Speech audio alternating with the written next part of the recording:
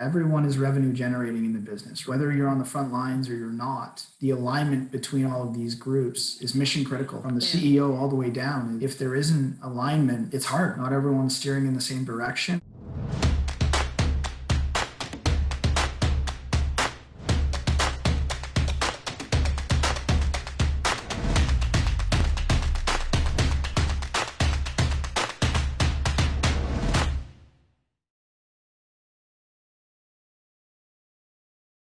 Tell me, who is Matt Critchell, and what made you go to Manifest Climate? Talk to me. Yeah. I mean, who is Matt Critchell? Small town guy out of small town in Canada, way up in Canada, and it's near fall here, so it's getting much colder. So that's going to be a struggle for us for the next couple of months, but we do embrace it. We do love it. Who am I on the professional side? Yeah, I've worked in SaaS and in startups for a number of years now, and working to scale them. The previous business I was with was a very purpose-driven business where we wanted to eliminate 1 million workplace incidents. We effectively did that. And, I found a larger calling, right? If you turn on the news today, it's affecting all of us, right? And that's climate change. And it affects all of us in many different ways. But, you obviously see this extreme weather, and had an opportunity to meet with the founders at Manifest Climate, and jumped with both feet in. And, we are a startup by nature, and we're very early days, but we move quick, very nimble, and it's exciting starting to build it up from the ground up, which is a challenge in its own, but it's exciting as well every day. Yeah, for sure. Being part of a startup, you get to experience all aspects of a business. You feel like you have a lot more responsibility, you feel a bit more attached to it, don't you? Yeah, for sure. And you feel definitely part of the family. And Yeah. the previous business I was in got up to somewhere between 700 and 800 employees. And I think we're now around the 40-ish mark. So it's definitely a different feeling, that's for sure. Yeah, for sure. And would you say that was like kind of like the biggest change that you've seen? Because you went from sales to head of revenue. So like how did you find that change? Did you find there was some similarities? What was like the biggest differences that you've seen Yeah, as a I think leader? if I think if you look at my previous kind of track record, or how I got to where I'm at, is, I started as a director of sales, then went to the VP of sales, then kind of, started to dip my toe into marketing, and went to VP of sales and marketing, and then back to VP of sales, and then head of revenue at Manifest. So I mean, it's been a big change. The team that I left under me was about 38 people. And then the team that I joined, the entire company was around 38 people at the time, right? So obviously it's been a transition, and a positive one. And like I said earlier, we're starting that build now. So I fully expect to get the team back up to that size over the next couple of years. I'm sure you will. That's really cool. I love to hear that. It's really exciting. And you're also a member of the Modern Sales Pros. So I read a little bit about that, but can you expand a little bit more on what that is? Yeah, I mean, that's a large community of revenue leaders, right? I think to get onto that crew, you have to have some type of impact and manage people in a revenue fashion. And I mean, that's a community. It's a community by definition. I mean, it's helpful for anyone. When you go out and you need a question answered, there's tons of peers that are experiencing the same things that you are at the same time. And it amazes me to see the response rate that you get on a question, whether it's about compensation, or whether it's about territory design, all of the above. You have some helping hands that not only answer via email, but they're willing to jump on a call as well and give real life experience, which is pretty remarkable. Yeah. And what does it mean for you as a leader to have a community like that? Yeah, it's important. I mean, obviously, it's extremely important.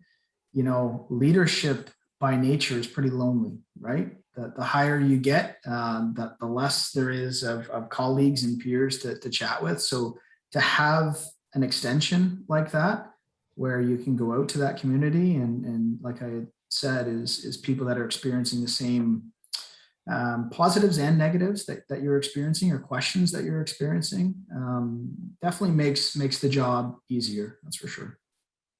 Yeah, it does make your life a little bit easier when you don't feel as alone, and when you feel like you can relate to someone. And I feel like communication is such an important part of um of being in sales and being in those leadership positions, and even like between the whole team, really. Um, and an issue that we have seen a lot, and I'm sure that you have experience in your role as head of revenue, is the lack of alignment between different segments of a team. How do you think that has impact? How much impact do you think that has on a business if not rectified? Yeah, I mean, when I think about, revenue, as a whole, I kind of see it as customer success. I see it as business development. I see it as marketing. I see it as sales. That's like the first layer of what I see. But I also see, a secondary layer there as well, is product and engineering, and it's revenue. Everyone is revenue generating in the business, right? Whether you're on the front lines or you're not, the alignment between all of these groups is mission critical, right? From the Yeah. CEO all the way down, is if there isn't alignment, it's hard, right? Not everyone's steering in the same direction, and that's where you start to see internal um, fallout. I've seen it. I've seen it happen, and with any of my teams that I work very closely with, that's mission number one, is make sure everyone's aligned, make sure that we all are marching towards the same goal, and I think that truly helps.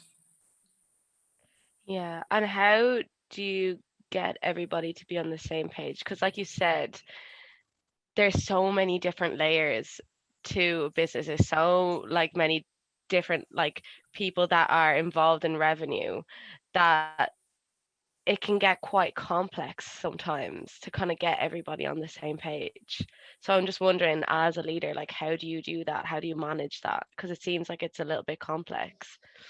Yeah, I do, and I think what you've seen in tech for sure is the heads of revenue, or the CROs, right, where you're starting to manage multiple different groups to make sure there is alignment there, to make sure that we're all marching towards the same goal. But personally, what we've been able to do at Manifest Climate and prior to as well is OKRs, right? Is creating the overarching objectives, and then each team has key results underneath those to strive towards. And it's not just aligning those key results to one group. Those can be mutually shared key results as well, striving towards the objective. So when I think about, top of the funnel, and I think about MQLs, that isn't just a marketing problem. That's a marketing, that's a comms, that's a PR, that's a CEO, that's sales' problem, right? We need to make sure that there's enough brand awareness out there that people are going to top of the funnel and doing everything we can to help out. And then if I think bottom of the funnel and the revenue, and actually signing business, that's an everyone problem as well, right? So aligning those key results and making sure that teams are working collaboratively together, and the feedback loop, right, is no one gets more feedback than business development and sales on the front line, right? No one has more conversations on a daily basis. So making sure that marketing is integrated in those conversations as well, and listening to what the customer is saying or the prospect is saying, has always been a critical piece to ensuring that real time they know what's going on the front line. Because how can you market to someone if you don't know what they're looking for? So we've been able to bridge that gap and make sure that the team meets together on a weekly basis as well, to make sure there's no silos between business development, marketing, and sales. That's really good. So you mentioned that you have meetings that go on between the different revenue teams. So how do you like, what kind of key metrics do you use to understand that, okay, this meeting is going well, like these people are on the same page now, because it can be kind of hard to grasp that sometimes. Yeah, I'd say that's an evolving goal. Yeah. It's not given. It has to be earned, right? Hmm. The cadence that we meet frequently as a team. We meet Monday mornings as an entire group. So marketing, business development, and sales are in a 9 a.m. Monday morning meeting where we kind of talk about our initiatives. We kind of talk about the KPIs of the prior week, what we're looking to accomplish in the coming week. That's also an opportunity to ask for assistance as well from the other groups, and that's worked effectively. We continue to iterate on that and get a little bit better as this is new to this organization. So that's a work in progress. We also have a bi-weekly OKR meeting. So we update on our key results. And what's been interesting when we set our key results up, each team, so marketing, business development, and sales took part in that exercise, right? Where we got together, we strategized, we put them all on a whiteboard, and then we started to narrow them down and say, okay, what's really important to the group and to the company? And everyone had a huge involvement. So there's passion and there's investment into it. So it's not like, being on a soapbox and saying, okay, here's the key results we need, now go get them. It's like, hey, what key results do we think we need as a group? Now let's work together to achieve them. Right. Okay. Yeah. It's like, I feel like it's a bit like human sport. It's all about like driving relationships and maintaining relationships because correct me if I'm wrong, like if you feel like you have a good relationship with the other team members, with the other revenue leaders and other like segments, then you're more likely to communicate. And I feel that what you're doing, like getting people actually, do you do that in person or do you do that online? So we typically do that online, but then we also have once Yeah, a week where we do get into the office, and it's a little bit tougher in a COVID world as Canada's a little bit yeah. behind in terms of getting back into in-person offices. But we do go in once a week, and we have collaborative sessions, call coaching, strategic meetings on those days as well, where we really try to use the best of that time. Yeah. And do you think that there's a lot more benefit that to come with like in-person meetings, or do you think the online kind of strategy is like working really well? Yeah, it's tough. I mean, if you would have asked me pre March of 2020, I probably would have said in person for sure. Yeah. But we've learned and we've adapted to a kind of a virtual world per se. But it is nice to have that option to go back as well. And I do find those days are extremely effective. And we probably do some of our best work in person. But again, as the team grows and not everyone's in the same geography, making those people feel like they're in person is critical as well for team success. Yeah, if you would have asked me, I would have definitely said in person as well. But I feel like, I don't know, you adapt, and I feel like with technology these days, you can definitely make it work. But there is like definitely a lot of value in seeing people face to face and having that like human connection, like human touch is very important as well. Mhm. Um, so yeah, that is really interesting. So how do you think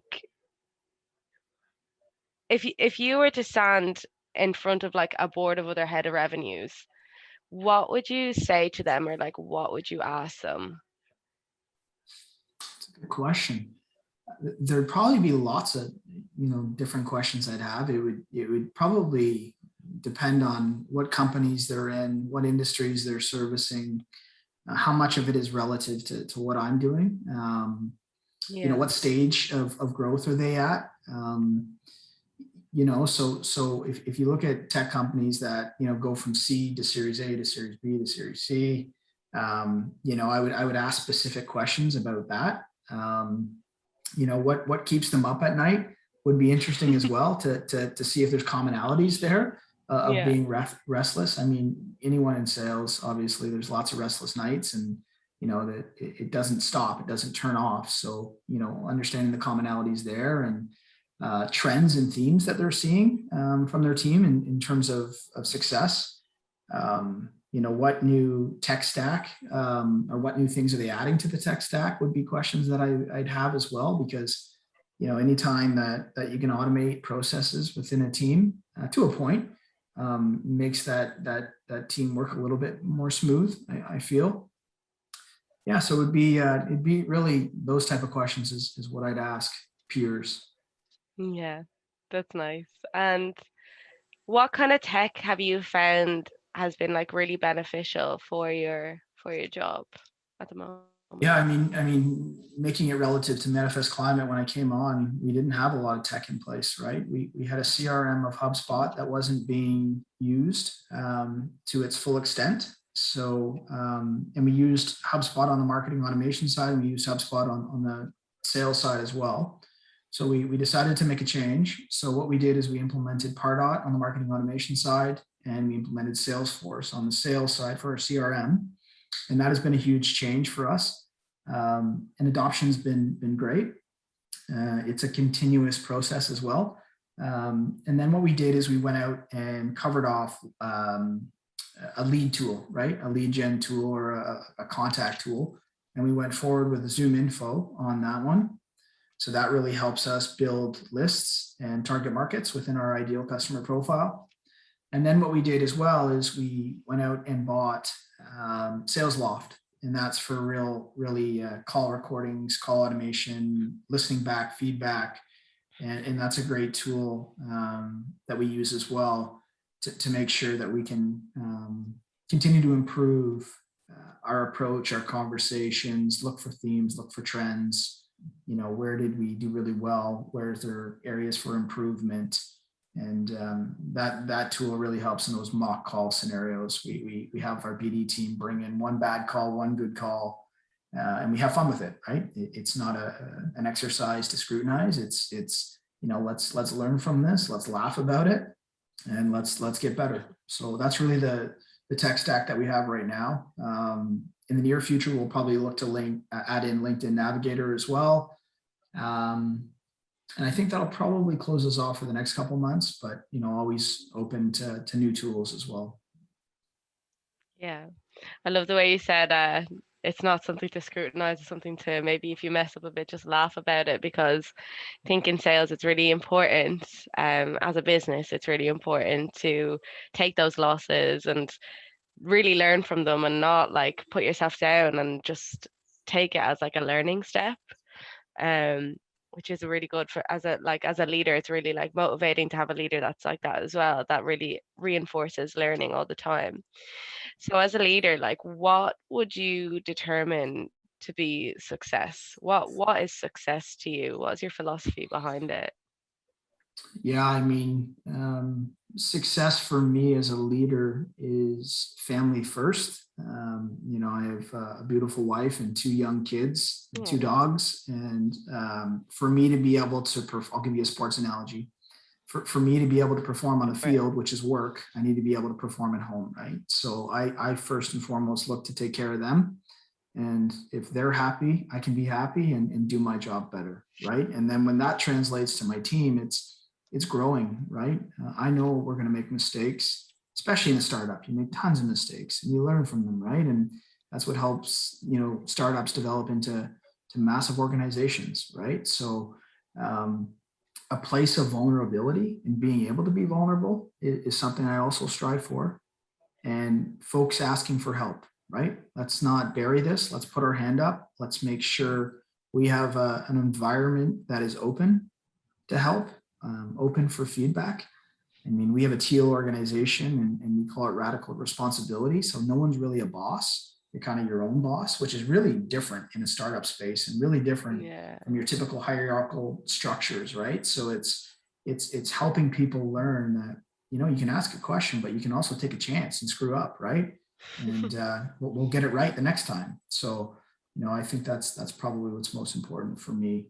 If I was to leave a leadership legacy, it would be that, extremely open, family man, very competitive, always wants to get the deal, but looks out for the company first.